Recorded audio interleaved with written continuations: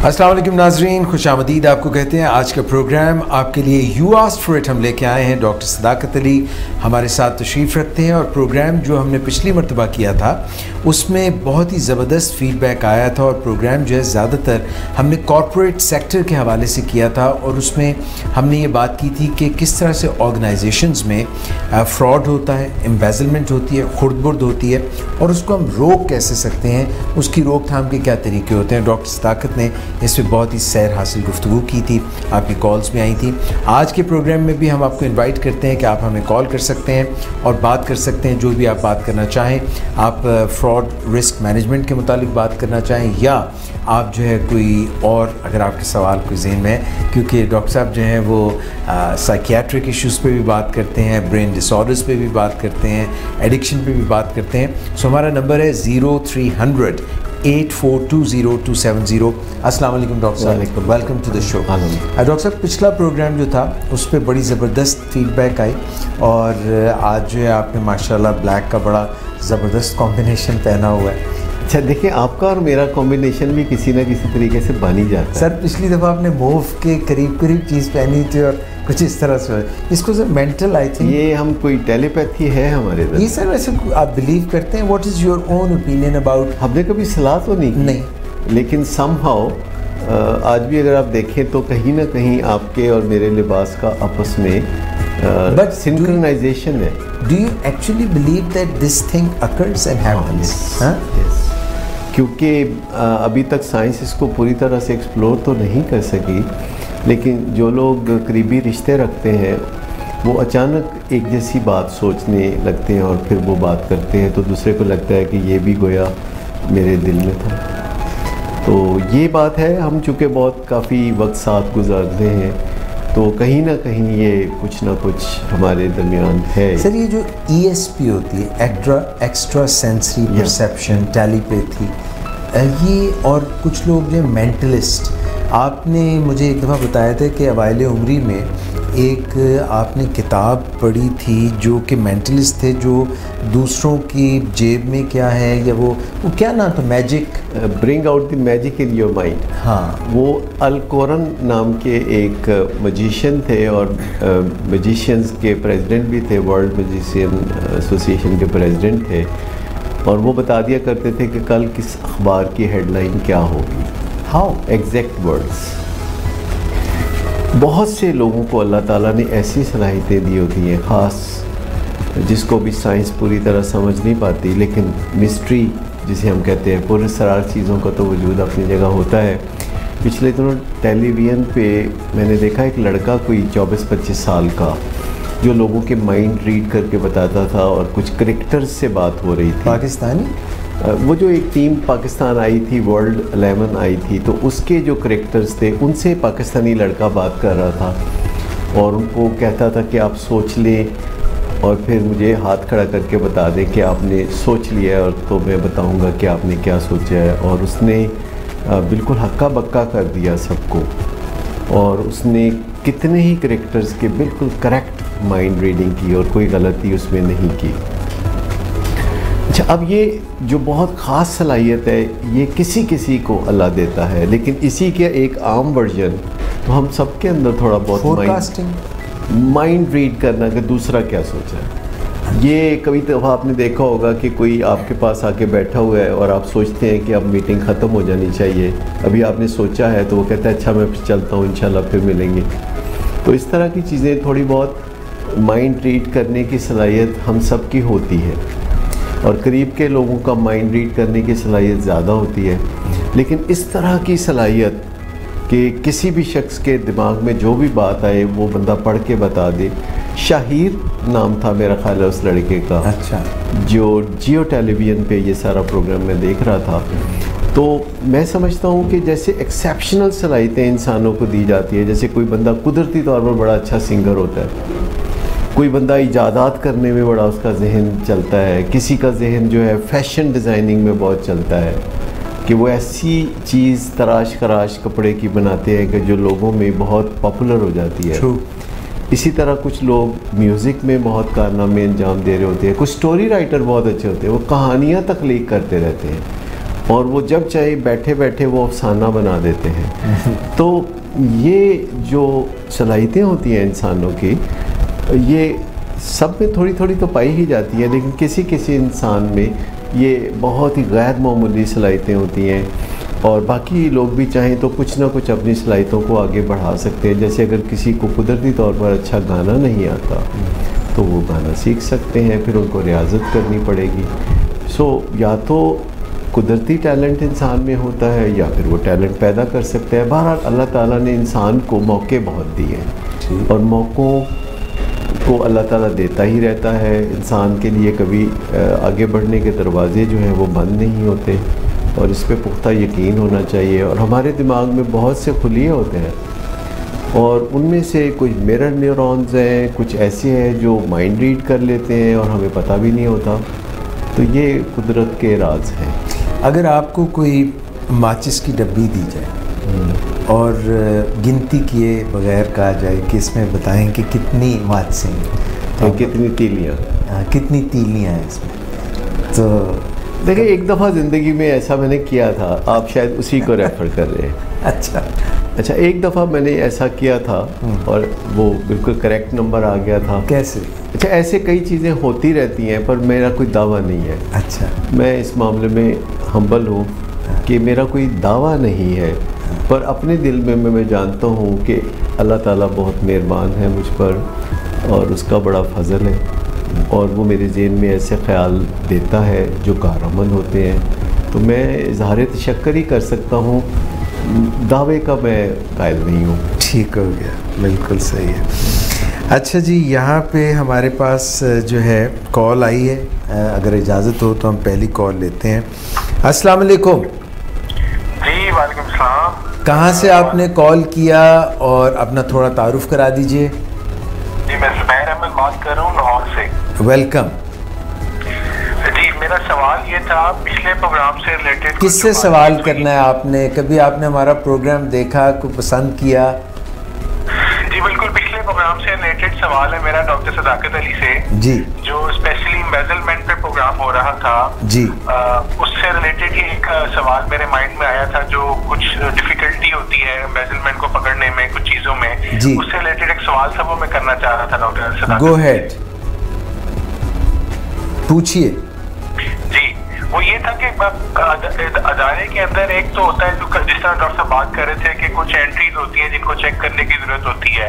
लेकिन कई दफा होता है कि जो लोग परचेजर होते हैं वो किकबैक्स लेते हैं सप्लायर से, यानी कि वो सप्लायर को अपने साथ में ला लेते हैं और चेक करने वाले को जैसे मर्जी चेक करे। सप्लायर और उनका जो दोस्ती होती है वो बड़ी पक्की होती है। अच्छा। तो सप्लायर उनके बारे में कुछ बताता है और वो बिल की भी अमाउंट बिल्कुल सही बताते हैं जितने की है।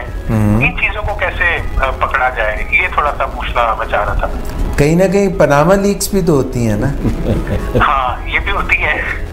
ठीक है, लेकिन कोई ऑफिशियल तरीका थोड़ा कुछ के इसको हम कैसे, यानी ऑब्जर्वेशन किस तरह की रखी जाए या बिहेवियर किस तरह का देखा जाए, उस सिलसिले में देखना चाह रहा था कि क्या इसमें बिहेवियर होना चाहिए। बिल्कुल ठीक है। आपने अपना नाम ज़ुबैर अहमद बताया?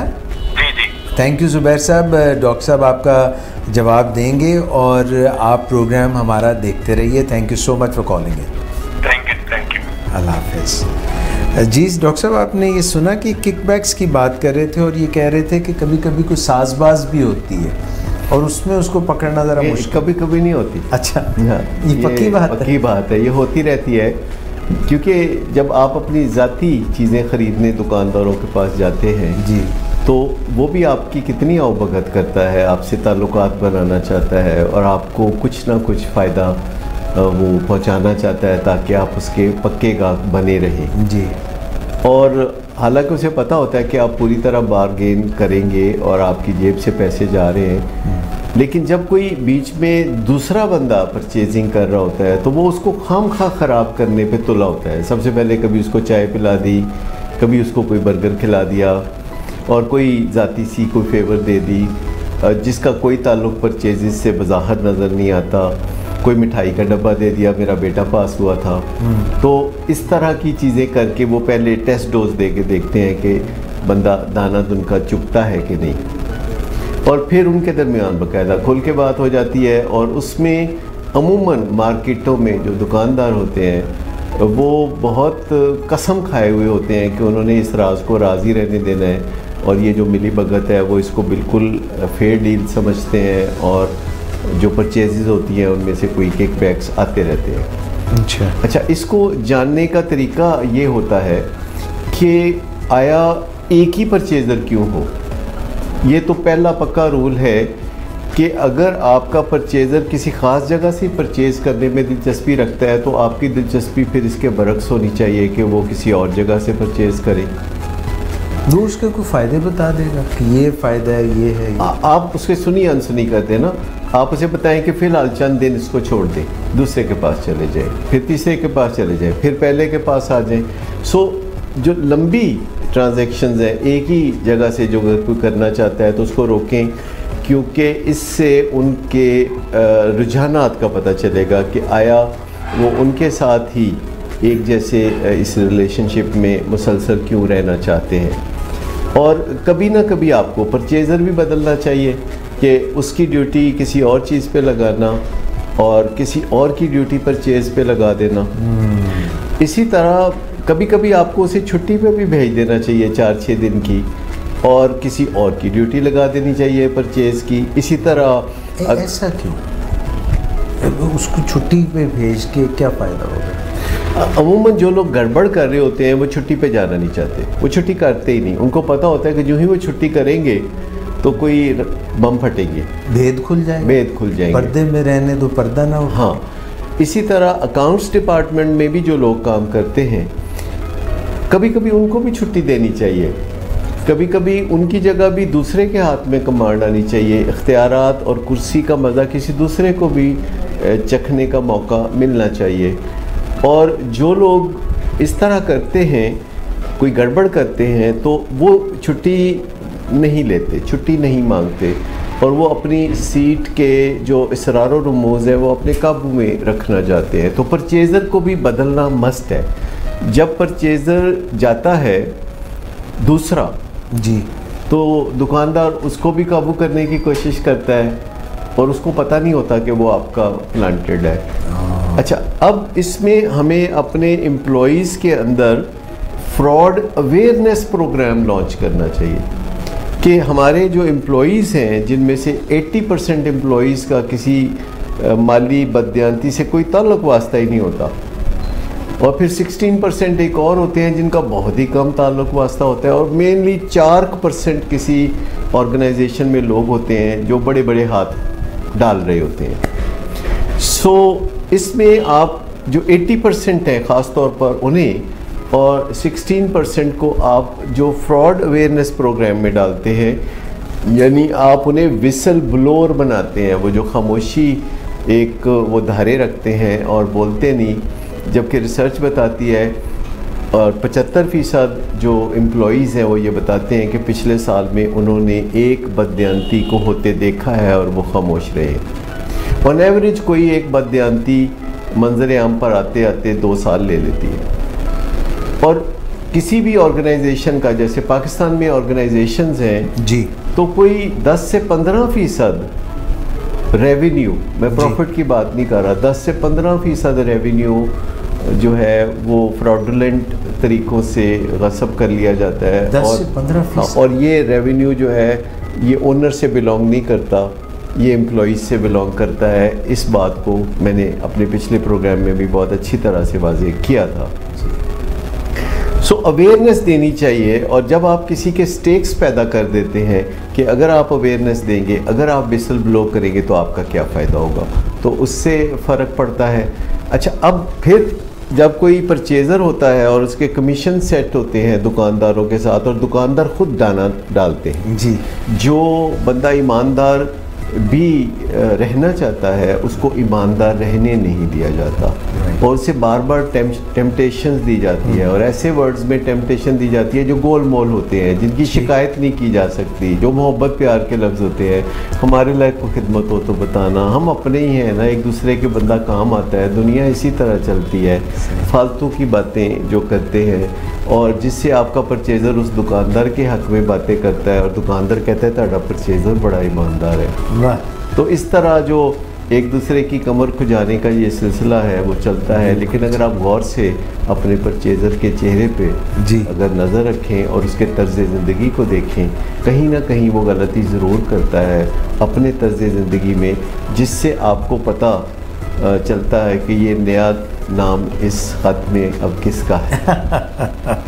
बिल्कुल ठीक हो गया। सलाम, ये नया सलाम न था तो ये किस महबूब का था, तो ये किसका था।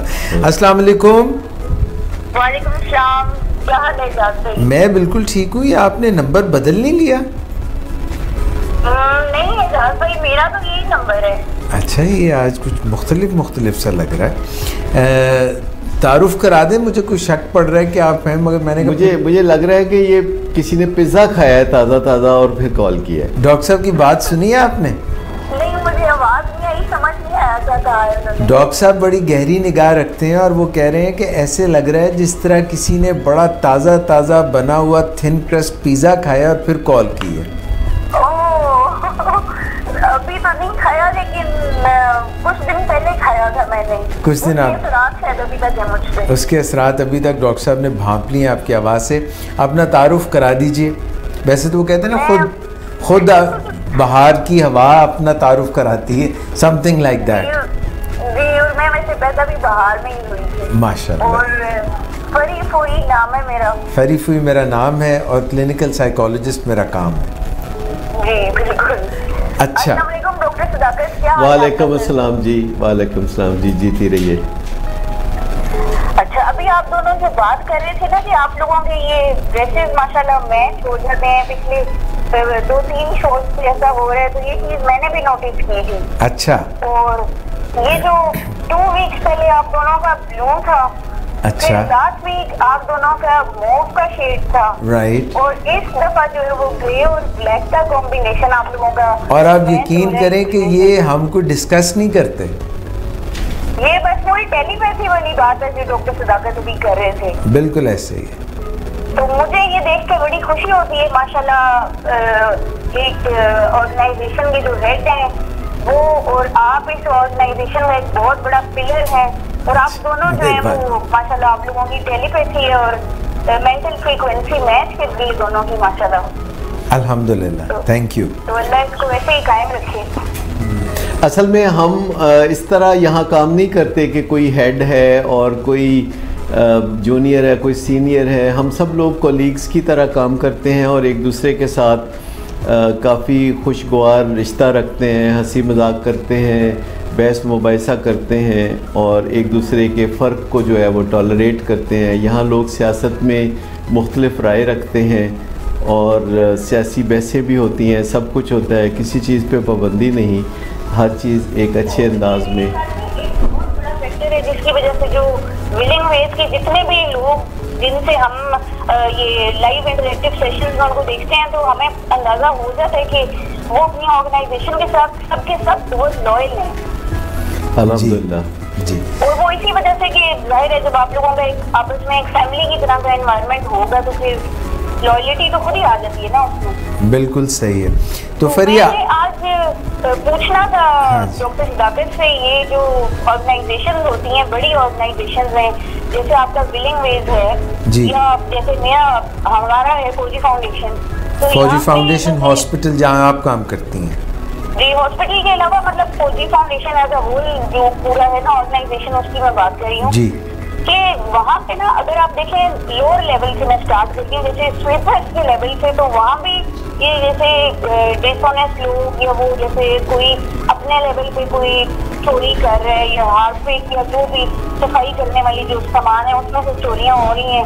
फिर उससे ऊपर आप जाएं तो नर्सिंग स्टाफ के लेवल पे वहाँ भी वो मेडिसिन में इधर उधर घपले हो रहे हैं। फिर आप ऊपर जाएं अगर तो जो हमारे ये फाइनेंस डिपार्टमेंट है वहाँ पे भी घपले हो रहे होते हैं। मतलब पॉसिबिलिटी है और मैं ये कह रही हूँ किसी भी ऑर्गेनाइजेशन की बात कर रही हूँ, सिर्फ अपने हॉस्पिटल की भी मैं बात कर रही हूँ। राइट, लेकिन बात यह है कि किसी भी ऑर्गेनाइजेशन में अगर ऐसा हो रहा हो और फिर अपर लेवल पे जाए तो वहाँ भी बड़े बड़े प्रोजेक्ट्स जो होते हैं उनमें घपले हो रहे हैं, जैसे कि ये कंस्ट्रक्शन के प्रोजेक्ट्स हैं, मटेरियल गलत यूज हो रहा है, ठेकेदार बेईमानियां कर रहे हैं जी। तो ये जो चीजें, इन सब चीजों को हम जैसे हेड है, जैसे कि डॉक्टर सदाकत खुद है हेड इस ऑर्गेनाइजेशन के, तो वो किस तरह इस सिचुएशन को हैंडल कर सकते हैं या बेहतर बना सकते हैं कि उनके जो एम्प्लॉयज हैं वो अपनी ऑर्गेनाइजेशन के साथ लॉयल्टी शो करें। अच्छा, दो मुझे बातें आपकी समझ आई हैं जो मैंने आपका सवाल रीड किया है, वो ये किया, tell me if it is correct, कि ऑर्गेनाइजेशनल हेड जो है वो एक तो कहीं जहाँ पे भी लीकेज है, जहाँ पे भी गड़बड़ है, वो उसको ऐसे प्लग कर दे कि गड़बड़ ना, 1 नंबर 2 ऐसा कल्चर डेवलप कर दे, ऐसी साइकोलॉजी डेवलप कर दे कि लोग इस चीज़ से खुद इज्तनाब करें। और नंबर 3 ऐसे वहाँ पे सिस्टम सेट कर दें कि अगर कोई ऐसी कोशिश करे तो वो उससे पकड़ा जाए। बिल्कुल। तो ये सवाल हम डॉक्टर मुझे डिटेल में जरा जवाब, इसका हम सवाल डॉक्टर साहब के सामने रखते हैं, और आप जो है वो प्रोग्राम देखती तो रहती हैं। बिल्कुल। इजाज़त भाई, जाने से पहले एक छोटी सी बात, क्योंकि ऑन एयर आने का मौका मुझे मिला हुआ है जी। तो मेरी जो फ्रेंड है डॉक्टर शहनाज सख्ती और डॉक्टर फातिमा बिलाल, वो भी अभी मेरे पीछे आएंगी प्रोग्राम में। Most welcome. और डॉक्टर फातिमा बिलाल के बेटे की आज बर्थडे है, तो उसको मैं हैप्पी बर्थडे कह दूँ और आप लोग भी काइंडली उसको ग्रीट करते हैं अब्दुल्ला को।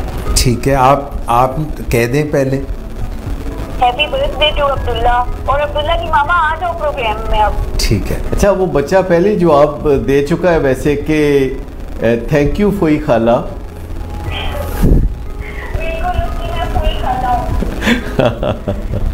अच्छा जी, मैं आपका फिर आंसर जो है वो मैं फेसबुक पे सुनती हूँ, और thank you so much, it was nice talking to you. Thank you my dear, thank you so much for calling and happy birthday to Abdullah. Thank you, अल्लाह हाफिज़। अच्छा जी डॉक्टर साहब, ये ज़रा इसका जो है ना आप हमें प्लीज़ बताइए।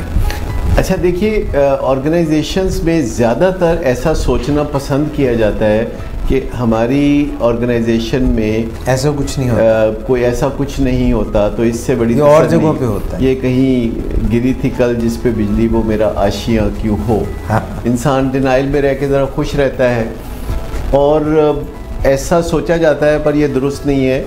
हर ऑर्गेनाइजेशन में गड़बड़ होती है। अगर मैं यहाँ पे आपको बहुत माजरत से, मैं जो आपके साथ टाइम स्पेंड होता है उसमें कई ऐसे आइडियाज़ होते हैं जो कि बहुत मेन स्ट्रीम से हट के होते हैं। और परसों आप ये कह रहे थे कि जो ज़िंदगी में प्रॉब्लम्स आती हैं, ऑब्स्टेकल्स आती हैं, वो पाथ को रोकती नहीं है, वो पाथ के जो है ना हमारी प्रोग्रेस को नहीं रोकती, बल्कि वो ऑब्स्टेकल्स जो हैं वो ख़ुद पाथ होते हैं। इसी तरह जो आप ये कह रही हैं कि किसी की जगह पे होता होगा, हम डिनाइल में रहते हैं, तो ये आप क्या ये समझते हैं कि इस किस्म की चीज़ें तो होनी ही होंगी? सबसे पहले तो ये तसव्वुर करना पड़ेगा कि ऐसा होता है, और आप इस मफरूज़े पे आगे चलते हैं कि गड़बड़ होती है। अगर नहीं होती तो पता चल जाएगा, अगर होती है तो तब भी पता चल जाएगा। तो वो कहते हैं ना, पता करना हो कि ये मुर्गी है कि मुर्गा है, तो आप दाना डाल दें, अगर तो वो चुगेगी तो वो मुर्गी है, अगर वो चुगेगा तो वो मुर्गा है। तो आपको करने से ही पता चलेगा। तो जो वो मुश्किलात की बात है कि मुश्किलात को कैसे वेलकम करना चाहिए, और हर वक्त खैरियत की तलाश में नहीं रहना चाहिए, खैर दी खबर हो गई। हाँ, मतलब हर वक्त ये तो नहीं रखना चाहिए कि कोई चैलेंज नहीं है, कोई क्राइसिस नहीं है, कोई मुश्किल नहीं है, और इनको खुशामदीद कहना सीखना पड़ता है। तो इस पर हम ज़रा थोड़ी बाद में, जब आप मुझे याद दहानी कराएंगे तो बात करेंगे। सबसे पहले मैं बताता हूँ कि गड़बड़ होती है, ऑर्गेनाइजेशन में लाजमन गड़बड़ होती है, और चूँकि ये मफरूज़ा कायम किया जाता है कि गड़बड़ नहीं होती, तो ऐसी कोई पॉलिसीज़ नहीं बनाई जाती, और जब कोई वक़ूआ होता है तो उसको कैसे उससे निपटना है, सिर्फ कफ़े अफसोस जो है वो मला जाता है, और कोई ऐसी स्टेप्स नहीं होते कि जब कोई वक़ूआ होता है, जब कोई फ्रॉडुलेंट इंसिडेंट सामने आता है तो 1 2 3 4 5 क्या करना है। तो सबसे पहले तो बात यह है कि कोई तयशुदा पॉलिसी होनी चाहिए, कोई सिस्टम होना चाहिए, यानी एक छोटी सी नैब हर एक ऑर्गेनाइजेशन में होनी चाहिए। और इसको खामखा का ख़र्चा तसव्वुर नहीं करना चाहिए, बल्कि इसको एक मैंडेटरी चीज़ समझ के अपनी ऑर्गेनाइजेशन में उसे फिक्स करना चाहिए। और ख़ाली आप जब नैब बना लेते हैं अपने ऑर्गेनाइजेशन में तो ये काफ़ी नहीं है। फिर नैब को तवज्जो देना, उनको अच्छी पॉलिसीज़ देना और उनको वाइटल बिहेवियर्स देना, यानी ज़ीरो टॉलरेंस जो फ्रॉडुलेंट बिहेवियर के बारे में है या एम्बेजलमेंट के बारे में है, उसको प्रैक्टिस करना। और एम्प्लॉइज़ जिनका कोई ताल्लुक़ नहीं है अकाउंट्स डिपार्टमेंट से या ऑडिट डिपार्टमेंट से, उनके अंदर अवेयरनेस क्रिएट करना कि ये ऑर्गेनाइजेशन उनकी है और एम्बेजल्ड की हुई तमाम रकमों में वो स्टेक होल्डर हैं। उन्हें बज़ाहिर लगता है कि उनका वास्ता अपनी तनख्वाह से है, पर ऐसा नहीं है। अगर गहराई में वो सोचेंगे तो वो मुकम्मल स्टेक होल्डर हैं और उनको इस मामले में ज़ाती दिलचस्पी लेनी चाहिए। लेकिन उन्हें मोटिवेट करने के लिए कि वो विसल ब्लो करें और आवाज़ अपनी बुलंद करें, हक सच की बात करें, इसके लिए उनको कोई बीच में कोई रिवॉर्ड या कोई ऐसी चीज़ भी होनी चाहिए, कोई तहफ़्फ़ुज़ होना चाहिए, कोई सिस्टम ऐसा होना चाहिए कि जिसमें सबको पता हो कि क्या करने से क्या होगा। यानी ऑर्गेनाइजेशनल बिहेवियर प्रिडिक्टेबल होता है। ये बादशाहों वाली बात नहीं कि मूड पे डिपेंड करता है और किसी के साथ एक सलूक कर दिया और किसी के साथ दूसरा सलूक कर दिया। एक जैसी सिचुएशन में एक जैसे बिहेवियर्स और एक जैसे स्टेप्स, ये सब प्रिडिक्टेबल होना चाहिए। और एक जनरल मोटिवेशन जो ऑर्गेनाइजेशन में एम्प्लॉइज़ के हवाले से है वो चलती रहनी चाहिए, क्योंकि दुनिया में बग़ैर किसी कोशिश के जो एम्बेजलमेंट्स उभर के सामने आती हैं या फ्रॉडुलेंट बिहेवियर सामने आता है, उसमें से 46% जो है वो उन एम्प्लॉइज़ के टिप्स के ज़रिए आता है जिनका कोई ताल्लुक़ नहीं होता इस किस्म की सूरत हाल से।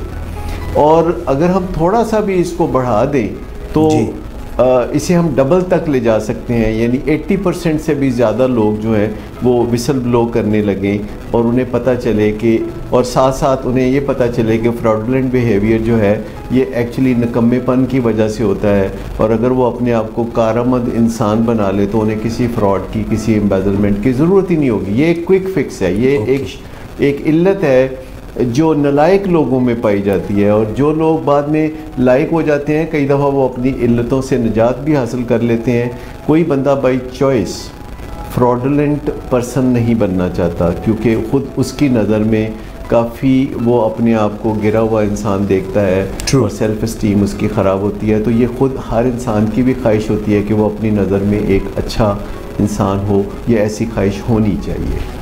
बिल्कुल ठीक हो गया। डॉक्टर साहब एक और कॉल है हमारे पास जी, और देखते हैं कि ये कहाँ से कॉल कर रहे हैं। अस्सलाम वालेकुम। हेलो, अस्सलाम वालेकुम। I am doctor Fatima Bilal. Doctor Fatima, मैं आपको खुशामदीद कहता हूँ। और आप अब्दुल्ला की मामा बात कर रही हैं? जी जी, मैं अब्दुल्ला की मामा बात। और अब्दुल्ला की आज सालगिरह है। जी जी। तो डॉक्टर सदाकत की तरफ से और मेरी तरफ से बहुत बहुत सालगिरह मुबारक हो। Thank you very much. मैंने अब्दुल्ला की सामने पड़ा हुआ आपके। सॉरी, क्या कह रही हैं आप? मैंने रेड वेलवेट केक बनाया है। Red velvet cake? वाह, क्या बात है। ये आपके सामने पड़ा हुआ है, ये खा लीजिएगा। ये मेरे सामने पड़ा हुआ है? जी जी। मैंने अपने तसव्वुर की आंख में देख लिया हो। अच्छा, ये डॉक्टर साहब आपसे कुछ कहना चाह रहे हैं, डॉक्टर सदाकत कुछ कहना चाह रहे हैं। अच्छा, मैंने अब्दुल्ला को देख रखा है फेसबुक पे।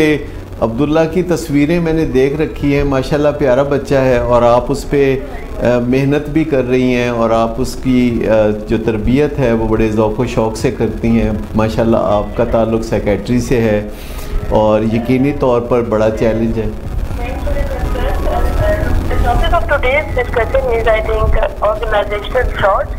जी, तो थोड़ा सा मैंने भी इसके बारे में कुछ पढ़ा हुआ है, तो मैं अपनी उर्दू ज़ुबान में बताना चाहूँगी आपको, ताकि लोग समझ सकें। आप उर्दू ज़ुबान में भी बता सकती हैं, फ़ारसी में भी और इंग्लिश में भी, तीनों चॉइसेस हैं आपके पास। अच्छा, से हमें इंग्लिश नहीं आती, बस उर्दू ही आती है हमें। नहीं, आप बिस्मिल्लाह जिस ज़ुबान में कहें हम सुनने को तैयार हैं।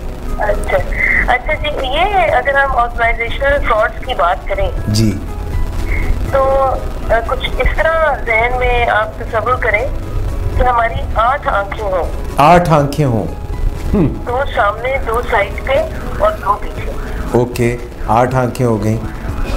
तो माइकल कॉमर्स एक बंदा था। माइकल कॉमर्स, COMERS, ये वो तो नहीं माइकल जो साइकिल वाला माइकल था जिसकी साइकिल चोरी हो गई थी? I don't know the details, but I think the history relates to this person. Okay. Michael Commer's type of fraud. So I think he worked on 8 types of frauds. 8 types of frauds he worked upon. Yes. Okay. So his research paper revealed that the first type of fraud is corruption. Corruption, okay. For example, in case of kickbacks, etc. In case of what? Kickbacks. Kickbacks. Fine. Yes. The second type is conflict of interest. Conflict of interests. Yes. For Right. example, in case of if you want to buy drugs and alcohol and you are a drug abuser, or in case of a part-time worker, so there is a conflict of interest and it leads to fraud in organizations. Right. And the third one is theft of assets. Theft of what? Assets. Assets. Yes. Right. And the fourth one is false reporting or falsifying performance. ठीक हो गया. For example, false accounts, if you manipulate financial results. And the fifth one is the technological abuse. Which abuse? Technological abuse. Technological abuse. This is my favorite term. For example, computer-related fraud. G. Unauthorized internet browsing.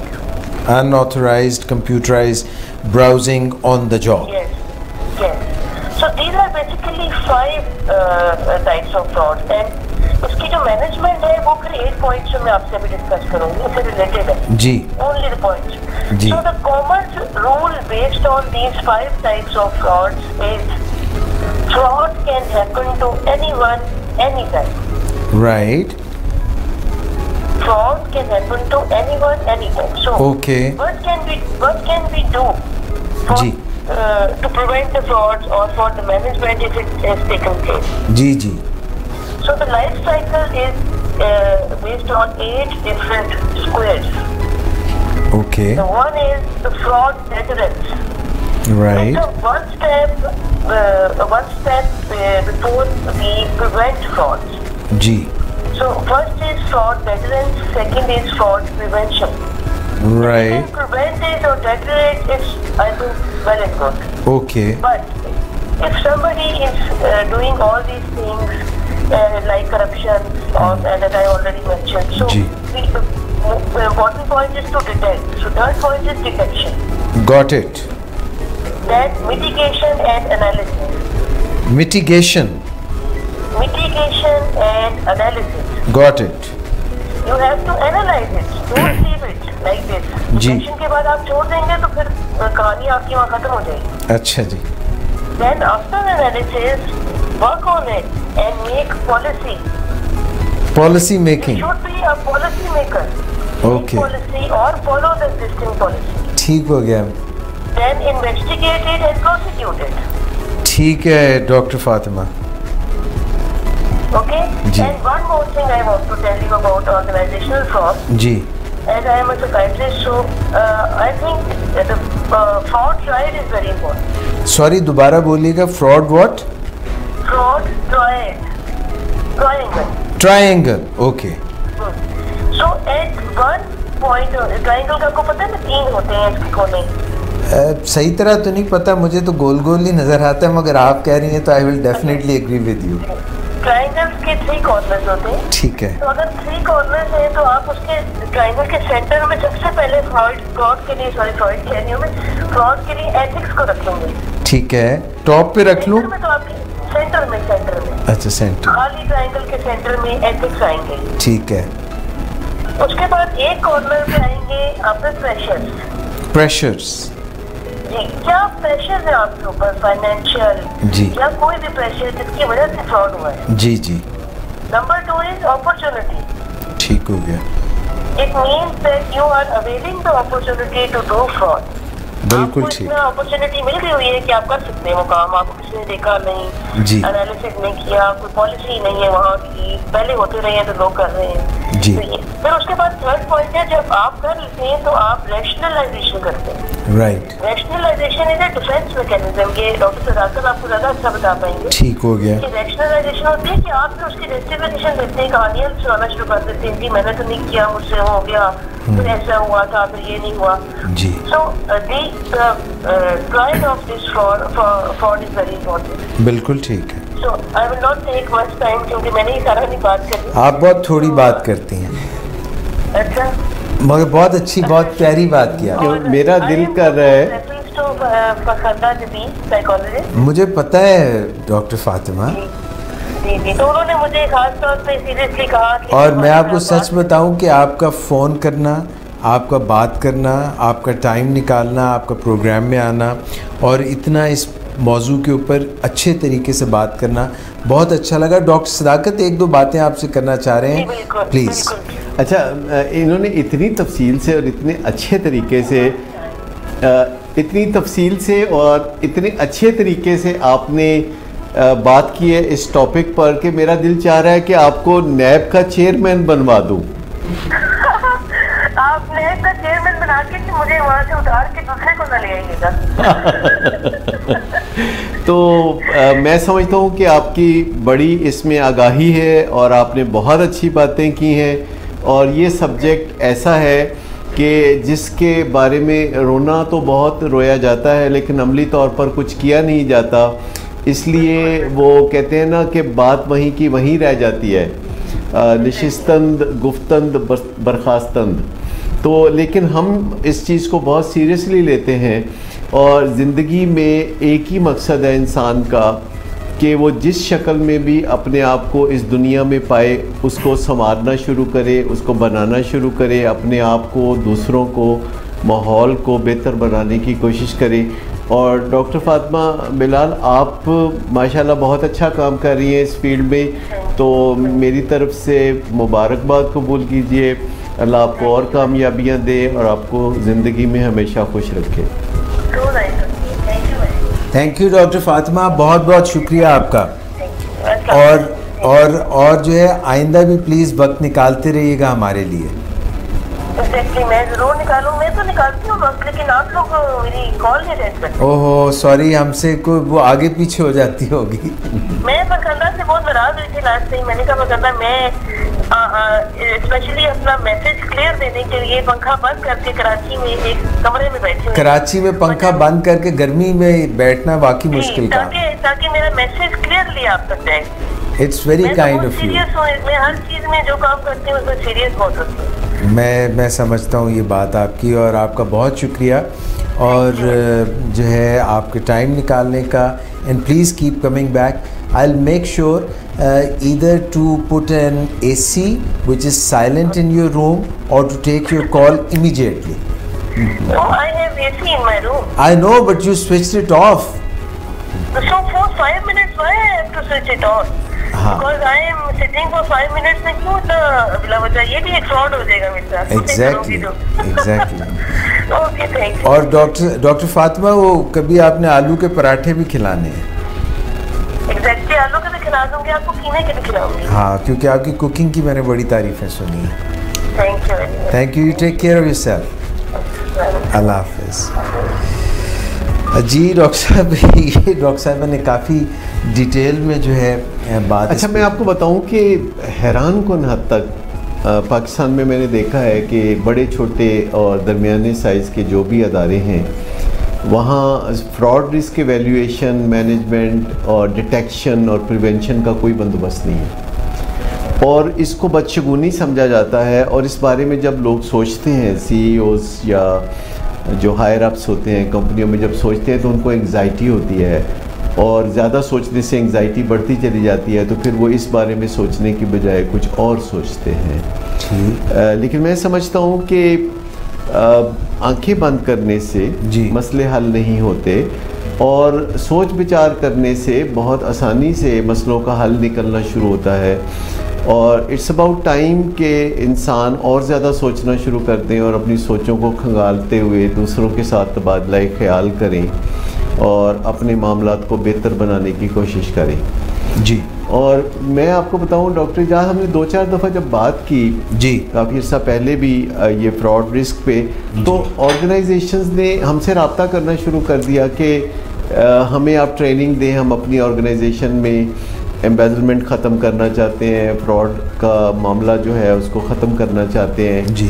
तो तब मुझे पता चला कि हमारे मुल्क में ऐसे कोई अदारे नहीं हैं जो ट्रेनिंग देते हों और फ्रॉड रिस्क को एवेल्यूएशन करने में मदद देते हों या प्रिवेंशन में मदद देते हों। तो फिर चंद लोग मेरे साथ कंसल्टेशन में आए, तो उनसे मैंने साइकोलॉजी ऑफ एम्बेजलमेंट पे बात की, साइकोलॉजी ऑफ फ्रॉड पे बात की और लोगों के चेहरे पढ़ने के हवाले से लोगों को कुछ गाइडेंस दी, तो उससे बड़े अच्छे नताइज निकले। और ज़्यादा से ज़्यादा लोग जो हैं वो इस बारे में भी कंसल्टेशन के लिए आते हैं कि हम अपने अदारे में कैसे इस मामले को बेहतर बनाएं। और मैंने देखा है कि बुनियादी टिप्स हैं जो 1-2 सेशंस में आप आसानी से कम्युनिकेट कर सकते हैं और लोग बड़ी तेज़ी से सीखते हैं। CEOs बड़े ज़बरदस्त लोग होते हैं और अगर आप उन्हें कुछ सुनहरे असूल बता दें जी, जो कि चंद हैं जो साइकोलॉजी ऑफ एम्बेजलमेंट को एक्सपोज करते हैं और आप अपने अदारे में लोगों के साथ हंसी खुशी ज़िंदगी गुजारने के काबिल हो जाते हैं। सही, बिल्कुल सही है। डॉक्टर साहब एक और कॉल है, इजाज़त दें। अस्सलाम वालेकुम। वालेकुम अस्सलाम।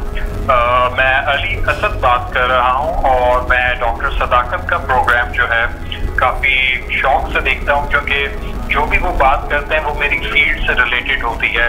मैं as a human resource coordinator काम कर रहा हूँ एक वेल रेप्यूटेड फर्म के अंदर और लास्ट वीक जो प्रोग्राम मैंने देखा था उसके अंदर बात हुई थी रिस्क मैनेजमेंट की। तो मेरे जहन में एक सवाल आया क्योंकि हमारी कंपनी काफ़ी बड़ी है और जब ज़्यादा कंपनी बड़ी होती है तो एक मैस क्रिएट होता है क्योंकि डिफरेंस ऑफ ओपिनियन होती है डिफरेंट डिपार्टमेंट्स के अंदर। तो मेरा एक सवाल था वो ये था कि अगर कोई फ्रॉड कमिट कर रहा हो स्पेसिफिकली हायर एक्सेलेंस या जो पावरफुल पोजीशंस के ऊपर जो हमारे डायरेक्टर्स हैं या प्रोफेशनल्स हैं, तो वो अगर इस तरह की कोई प्रॉब्लमेटिक हरकत कर रहे हों जी, तो अगर कोई उसके बारे में किसी को खबर देना चाहे और अपनी प्राइवेसी कॉन्फिडेंशियलिटी को मेंटेन भी रखना चाहे क्योंकि रिस्क होता है कि वो कहीं स्केप कोट ना बन जाए और उसी के ऊपर जो है ना सारा मलबा ना गिर जाए, तो उसमें किस तरीके से उसको जो है वो मैनेज करना होगा ओवरऑल सिचुएशन को। Ali Asad, thank you so much for your question and please keep watching our programs on Willing Ways Facebook page and thank you very much for trying to benefit from our corporate counseling. And now I will pose this question to Dr. Sadakat Ali. Please keep listening, keep watching and please do listen to this one. Thank you very much. Thank you very much. Allah Hafiz. Allah Hafiz जी।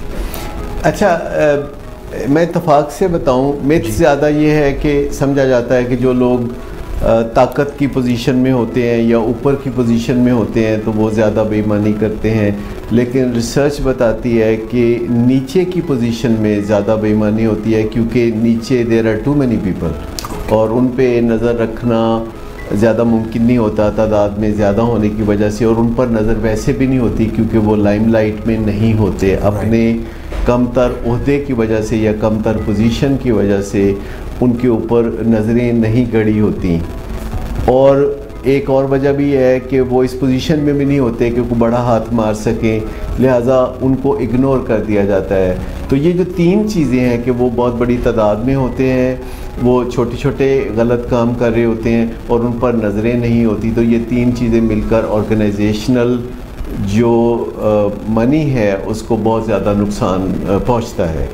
लेकिन जो लोग ज़रा authority वाली position में होते हैं तो 15% वो लोग होते हैं जो कि बेईमानी करते हैं और एम्बेजलमेंट करते हैं। अगरचे वो तादाद में कम होते हैं लेकिन वो बेईमानी बड़े दर्जे की करते हैं और उनको देखना आसान भी होता है, उनके तर्ज़ ज़िंदगी को देखना भी आसान होता है, वो तादाद में थोड़े होते हैं। और ऊपर नीचे ये जो सब है इसके ऊपर नज़र रखना बहुत ज़रूरी है। जैसे कि डॉक्टर फातिमा बिलाल कह रही थी कि 8 आँखें होनी चाहिए, राइट। तो आँखों की वजह से बहुत से मसाइल आप अपने हल कर सकते हैं, क्योंकि जब आप विजिबल चीज़ को सही तरह देखते हैं तो आपकी नज़रें उन तैरती हुई हवा में बहुत दूर तक इनविजिबल तक भी पहुंच जाती है। जो चीज़ें सामने नहीं होती वो चीज़ें भी आपको दिखाई देने लगती हैं।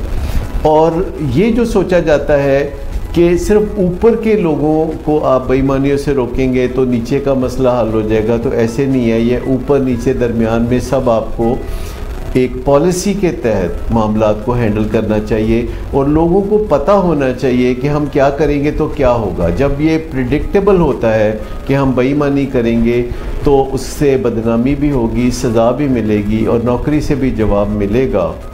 और जब हम बेईमानी पकड़ेंगे तो हमें कोई नुकसान नहीं पहुंचेगा, हमारा तहफ़्फ़ुज़ किया जाएगा और बेईमानी की जो रकम पकड़ी जाएगी उसमें से कुछ हिस्सा या मुकम्मल बेईमानी की रकम, क्योंकि कंपनी तो वो रकम खो ही चुकी थी, वो उन्हें मिलेगी।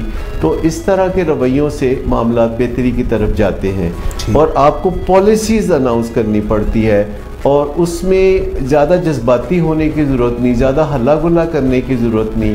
आप कोई अमली इक़दाम करते हैं, उनको ऑर्गेनाइजेशन के अंदर पब्लिसाइज़ करते हैं और जो लोग ईमानदारी से चल रहे होते हैं और कंपनी के एसेट्स को एक इमानत समझते हैं, उनको भी रिवॉर्ड करना, चाहे वो रिवॉर्ड एक शाबाश के तौर पर ही क्यों ना हो।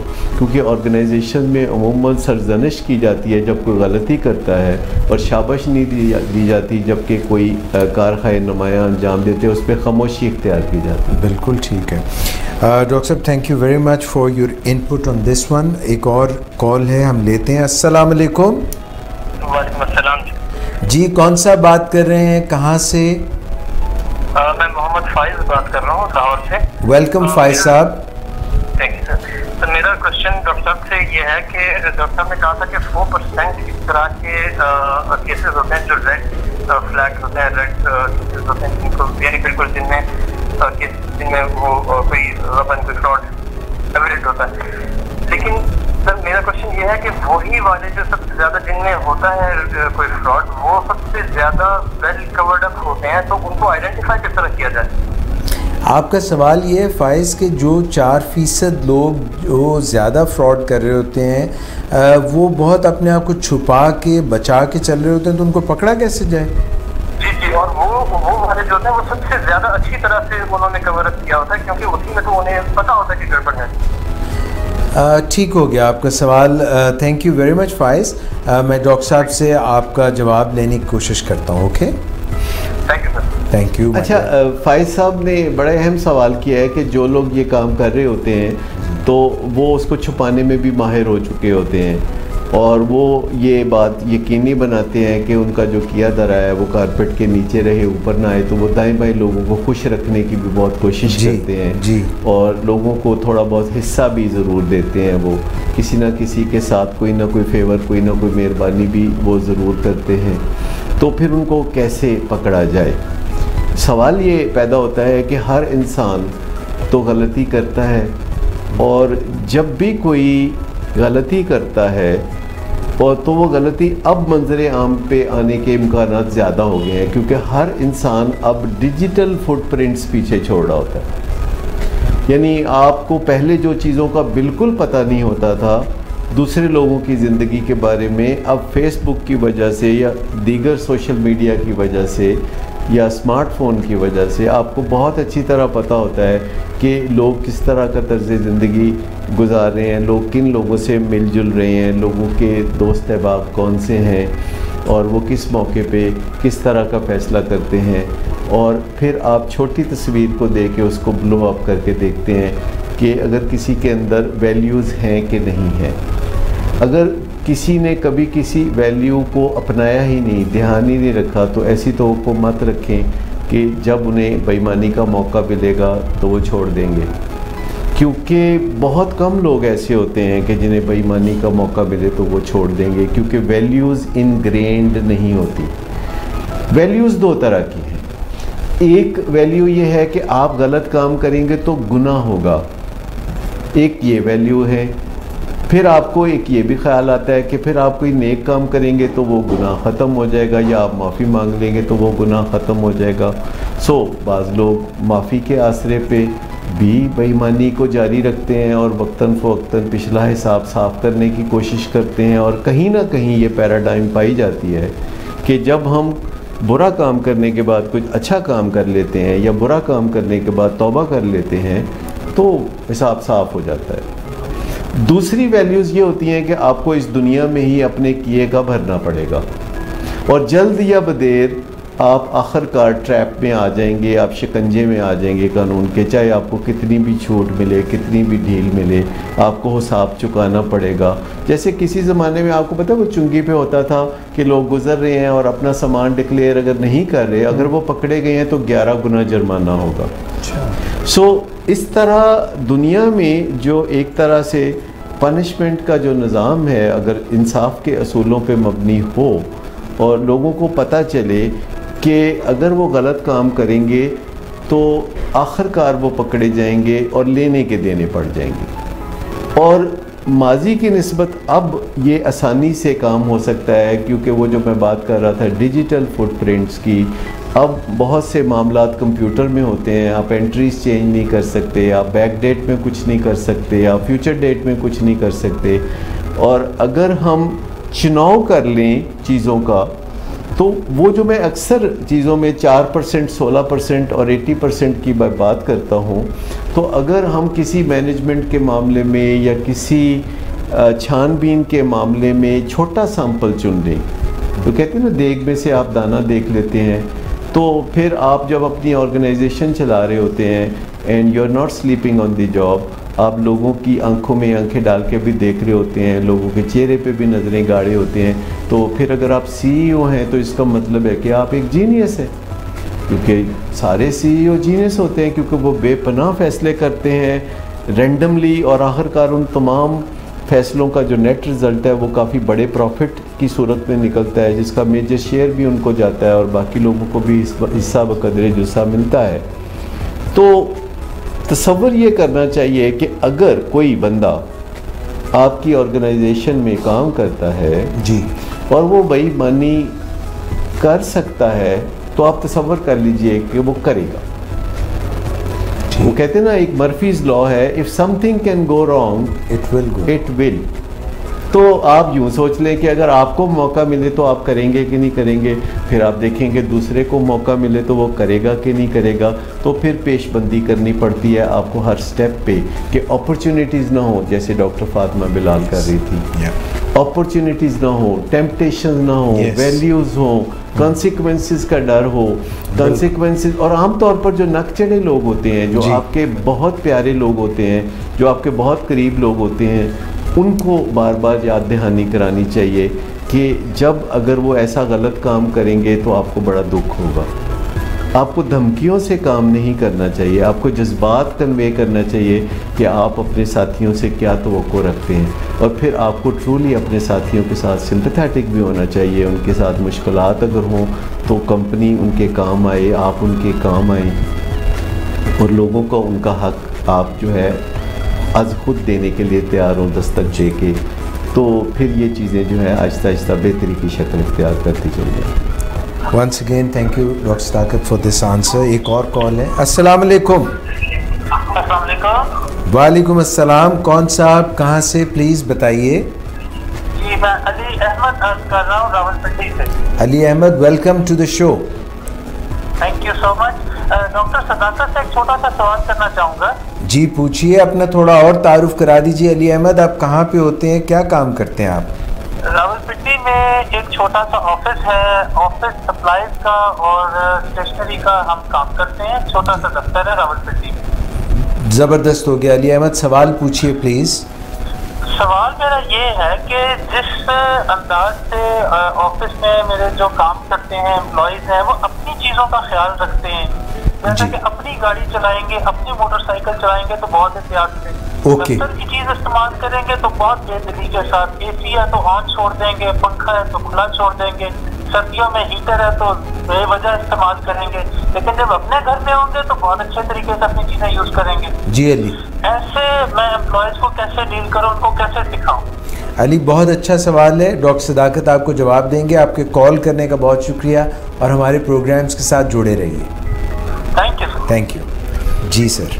अच्छा, ये बिहेवियर बड़े अहम बिहेवियर की निशानदेही की है कि जब दफ्तर का कोई एसेट है तो उसको बेदरेग इस्तेमाल करना, दफ्तर की गाड़ी को, एसी को या इस तरह के रिसोर्सेज को, स्टेशनरी को, ये सब चीज़ों को बहुत बेदरेग इस्तेमाल करना। एक कागज़ पे 2 लफ्ज़ लिख के नहीं पसंद आए तो उसको चुरमुर करके तो फेंक दिया। मैं आपको बताऊं कि एक मीर खलीलुर रहमान थे, अल्लाह उन्हें करबट जन्नत नसीब करे, जंग के जो बानी थे, तो उनके साथ मुझे कुछ अरसा थोड़ा सा काम करने का मौका मिला। एक कोई रफ़ाई मंसूबा था जिसमें उनके साथ चंद दिन काम करने का मौका मिला और मैं उनके दफ्तर में जाया करता था। तो मैं देखता था कि कई दफ़ा वो अपने दफ्तर के जो वेस्ट पेपर बास्केट्स हैं उनमें से वो जो छोटे छोटे बॉल लोग बना के कागज़ के फेंक देते हैं, तो वो सारे मंगवा लिया करते थे। फिर उन कागज़ों को सीधा करके उन पे लिखा करते थे, जिससे सब दफ्तर वालों को ये एहसास हुआ कि हम ये गलत करते हैं। और उन्होंने एक लफ्ज़ बोले बगैर लोगों को मैसेज दिया कि ये नामुनासिब रवैया है और अपनी ऑर्गेनाइजेशन के एसेट्स को अच्छी तरह इस्तेमाल करना बहुत ज़रूरी है। ये तो उन्होंने खामोशी से मैसेज दिया, वो बहुत जीनियस थे और आज तक उनके लगाए हुए पौधे तनावर दरख्त की तरह पाकिस्तान में सबसे स्ट्रॉन्ग मीडिया हाउस जंग और उससे रिलेटेड इदारे हैं जैसे जियो है। तो मैं थोड़ा इससे मुख्तलिफ सोचता हूँ। मैं कहता हूँ कि खामोशी से मैसेज तो आप तब दें जब आप बोल नहीं सकते और दूसरा सुन नहीं सकता। तो असल में हमें बात करनी है और बात सुननी है। हमें सोचना है, सोच को लफ्ज़ों के सांचे में डालना है और अच्छे तरीके से पैगाम दूसरे तक पहुँचाना है। और जनरल मीटिंग में जब आपके बहुत से एम्प्लॉइज़ बैठे होते हैं तो उनको आप ये जनरल मैसेज देते हैं कि किस तरह इस बात पे भी नज़र रखी जाती है कि आप किचन में जब खाना खाने जाते हैं ऑर्गेनाइजेशन के या कैफेटेरिया में तो कहाँ वहाँ क्या रवैया आप रखते हैं, उस पर भी नज़र रखी जाती है। या आप अपने कमरे में एसी वगैरह का इस्तेमाल किस तरह करते हैं, क्या 16 डिग्री से ज़्यादा टेम्परेचर रखने पर आपको ठंड नहीं पड़ती तो क्या सोचा जाएगा। या आप स्टेशनरी का इस्तेमाल कितनी लापरवाही से करेंगे तो कोई नहीं देखेगा, कोई नहीं सोचेगा। तो उन्हें बताना चाहिए कि नहीं, आपके इन रवैयों को देखा जाता है और आपकी तरक्की और तनज़्ज़ुली के मामलात पे ये चीज़ें भी असर डालती हैं कि आप मुखलिस कितने हैं ऑर्गेनाइजेशन के साथ। और सबसे बड़ी जो खूबी समझी जाती है एम्प्लॉई की वो इखलास है अपनी ऑर्गेनाइजेशन के साथ। महारत उसके बाद आती है, एक्सपर्टीज़ उसके बाद आती है। सबसे पहले वफा आपकी या इखलास अपनी ऑर्गेनाइजेशन के साथ कितना है, एक सीईओ की नज़र उस पे होती है। एथिक्स कितने हैं, ऑनेस्टी क्या है, इन चीज़ों की बड़ी वैल्यू होती है। और बाज़ औक़ात एम्प्लॉइज़ को समझ में नहीं आता कि वो बहुत अच्छे परफॉर्मर हैं तो उनका स्कोर ज़्यादा क्यों नहीं निकलता, कहाँ उनका स्कोर कट जाता है, उनको इस चीज़ का एहसास नहीं होता। तो मैं समझता हूँ कि सीईओ जहाँ और बहुत सी खूबियों के मालिक होते हैं उन्हें अपनी कम्युनिकेशन पे भी काम करना चाहिए।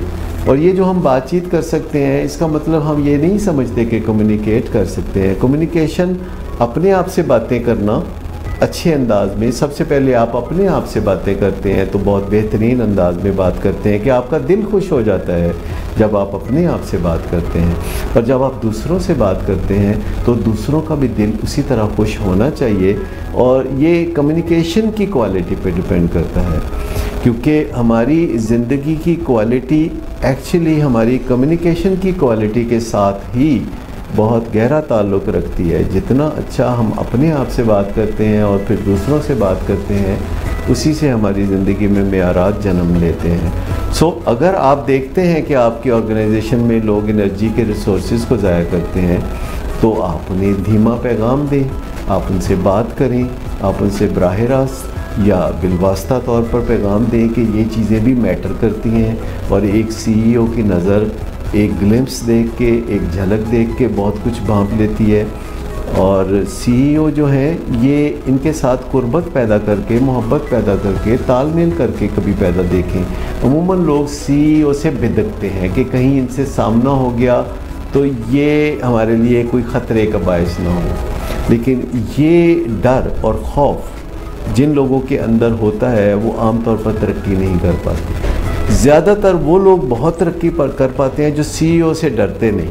देखिए, CEO से डरने की कोई ज़रूरत नहीं है। अगर आप कोई गलत काम नहीं करते, अगर आप अपना फ़र्ज़ पूरा करते हैं, अगर आपके रुझानात अच्छे हैं, तो आप CEO के साथ बहुत फ्रेंडली हो सकते हैं। और CEO को बिल्कुल अच्छा नहीं लगता कि लोग उससे डरें। ज़्यादातर लोग समझते हैं कि CEO कोई बहू बिल्ला होता है लेकिन मैं समझता हूँ कि नहीं, CEO एक खुशगवार दिमाग की कैफियत रखने वाला इंसान होता है जो सोच विचार के साथ अच्छे फैसले करने की सलाहियत रखता है, वरना वो CEO ना होता। सो जो एम्प्लॉइज़ होते हैं उनको चाहिए कि वो CEO के साथ अपने ताल्लुकात को बेहतर से बेहतर बनाएं और किसी किस्म की झिझक और खौफ महसूस ना करें। और अगर कोई वजह है उनके खौफ महसूस करने की तो उसको दूर कर लें। लेकिन ऐसा सच अगर देखिए, क्रिकेट टीम का कप्तान है जी, और कोई खिलाड़ी कप्तान से बिदकता है, तो मुझे बताइए उस खिलाड़ी का मुस्तकबिल क्या है? दोनों तरह से अच्छा नहीं है। ना कप्तान के साथ ना उसकी अपनी परफॉर्मेंस, क्योंकि वो कंफर्टेबल ही नहीं है। लेकिन कुछ लोगों को खप्त होता है वो जालिम सुल्तान के सामने कलमा हक कहने का। वो खुद ही अज्यूम कर लेते हैं कि कोई जालिम सुल्तान है, और वो खुद ही फिर ये भी फ़र्ज़ कर लेते हैं कि वो कलमा हक कह रहे हैं, और फिर वो बेदरेग बात करते हैं और वो सोचते हैं कि हम तो करेंगे सच्ची बात चाहे किसी को आग लगे। तो ये कोई इतनी दुरुस्त पॉलिसी नहीं है। अगर आपके बात करने से किसी को आग लगती है तो आप नज़रसानी कर सकते हैं अपने नज़रिए पे, आप नए अल्फाज चुन सकते हैं, आप बेहतर अल्फाज के साथ दूसरों के साथ तबादला ख़यालात कर सकते हैं। और अगर आप किसी ऑर्गेनाइजेशन में काम करते हैं तो आपका पहली प्रायोरिटी है वो ये होनी चाहिए कि तमाम लोगों से अच्छे ताल्लुकात बनाएं, और तमाम लोगों में फिर CEO भी शामिल है। और जो लोग अच्छे ताल्लुकात इस्तवार करते हैं ऑल अराउंड, चारों जानिब, घर में, बाहर, मोहल्ले में, सोसाइटी में, यही वो लोग होते हैं जिनको दुख दर्द फिर पेश नहीं आते। लोग आगे बढ़ के उनके लिए मुश्किलें आसान करते हैं। और इस दुनिया में अल्लाह जितने भी काम करता है हमारे, वो दूसरे लोगों के ज़रिए ही करता है।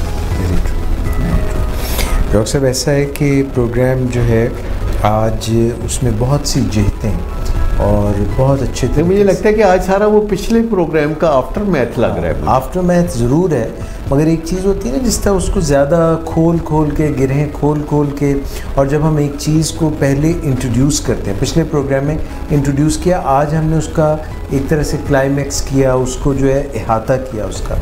और अगरचे प्रोग्राम में हमने एक और चीज़ का भी जिक्र किया था, मगर अभी ये जो पिछले आपने 2-4 मिनट गुफ्तगू की है, मैं ये समझता हूँ कि इतनी सीप इन करने वाली, इतनी अंदर समोने वाली गुफ्तगू है कि अगर हम इसको, और ये डिजिटल मीडिया का कमाल है कि हम इसको बार बार सुन सकते हैं। और personally when I was listening to it, this is my personal opinion that it had many messages across the board.